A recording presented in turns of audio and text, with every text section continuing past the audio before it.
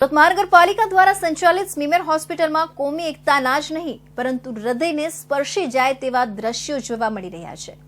મુસ્લિમ વૃદ્ધા એક કે બે નહીં પરંતુ 3 મહિનાથી જનતાની જેમ ટીબીથી પીડિત હિન્દુ દર્દીની સેવા ચાકરી કરી રહી છે। આજના સમયમાં એવા ઘણા કિસ્સાઓ જોવા મળતા હોય છે કે જ્યાં સગા પુત્રએ જ માતાને પોતાની પાસે રાખવાને બદલે વૃદ્ધાશ્રમમાં મૂકી દીધી હોય, સગા ભાઈએ ભાઈને દગો આપ્યો હોય। આવા સમયમાં ચોક બજાર ખાતે ફૂટપાથ પરથી બિનવારસી હાલતમાં મળી આવેલા 42 વર્ષીય પ્રદીપ રામ કિશન ગુપ્તા ગંભીર હાલતમાં સારવાર માટે સ્મીમેર હોસ્પિટલમાં ખસેડવામાં આવ્યા હતા।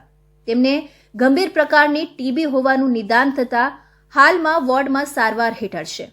ડોક્ટરોની ટીમ તેને જલ્દી સ્વસ્થ કરવા માટે મહેનત કરી રહી છે।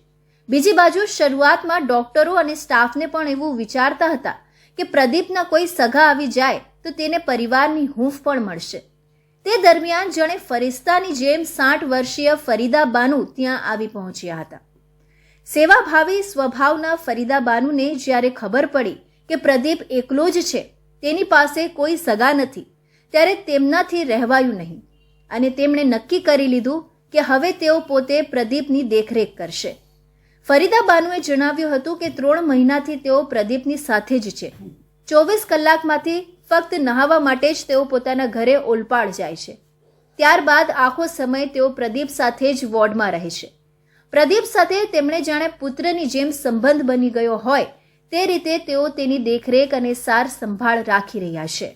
એ મને માં માને છે ભાઈ, એટલે મારે બધું એ જ થઈ ગયું કે હવે માં માની છે એટલે પતી ગયું। મારા બી 2 દીકરા છે તો મેં એને સારવાર કરું કે ઓલપાડથી મેં આવું છું ને એની સહાયતા કરું, જ્યારે જે મારાથી બની શકે છે તે કરતી છું મેં। એમની પરિસ્થિતિ એનો કોઈ છે જ નથી સહારો, તો પછી મને કરવું પડે। અહીંયા જો ને દાખલ કરાવેલું છે તો કરું છું, જે બી મારાથી બને સંડાસ પેશાબ બધું જ કરું નાખું। રાતે અહીંયા એના પાસે હોઉં છું, ઘેરના બી બોલાવે પણ મેં જતી નથી। મારો ધણી છે જ નથી એટલે મને કોઈ રોકવા ટોકવા વાળો નથી। મારા પોયરાઓ છે તો એ લોકોને મેં સમજાવી દઉં છું કે જે ઇન્સાન આપણાને દુઃખમાં જરાક સાથ આપે ને તો એના હાથ વેત નમવાનું જરૂરી છે। સ્મીમેર હોસ્પિટલના તબીબના કહેવા અનુસાર શરૂઆતમાં પ્રદીપની સ્થિતિ ગંભીર હતી, જો કે હવે ધીરે ધીરે તેની તબિયતમાં સુધાર આવી રહ્યો છે। જ્યારે શરૂઆતમાં તેને સ્મીમેર હોસ્પિટલમાં લાવવામાં આવ્યો હતો ત્યારે બિનવારસી તરીકે હતો, પરંતુ ફરીદા બાનુ જે પોતે એક મુસ્લિમ જે પરંતુ જાતિ અને ધર્મ ભૂલી માનવતામાં વિશ્વાસ કરીને એક માતાની જેમ પ્રદીપની સેવા ચાકરી કરી રહ્યા છે, માની જેમ તેની સાર સંભાળ લઈ રહ્યા છે। આજે એવો યુગ છે કે ભાઈ ભાઈને પૂછતો નથી। આવી પરિસ્થિતિઓમાં સહારો મળવો એ ધર્મ અને જાતિથી ઉપર કહેવાય। પેશન્ટ પ્રદીપ કુમાર જે છે એ જ્યારે આવ્યા હતા લગભગ 1.5 મહિના થઈ ગયા એને એડમિટ થયા અને બહુ ગંભીર પરિસ્થિતિમાં આવ્યા હતા અને બિનવારસિક હતા। એને તેની જોડે કોઈ હતા નહીં, અનનોન પેશન્ટ જેવું હતા। અમે એમએલસી પણ કરાવ્યું હતું મેડિકો લીગલ કેસ તરીકે અને બધું ટ્રીટમેન્ટ ચાલુ થઈ ગઈ। અમારા ત્યાં તો લગભગ 3-4 અનવારસિક પેશન્ટ કાયમ હોય જ અને લગભગ 80% સારું થઈને જ જાય। બહુ ગંભીર હોય તો મરણ પણ થઈ જાય।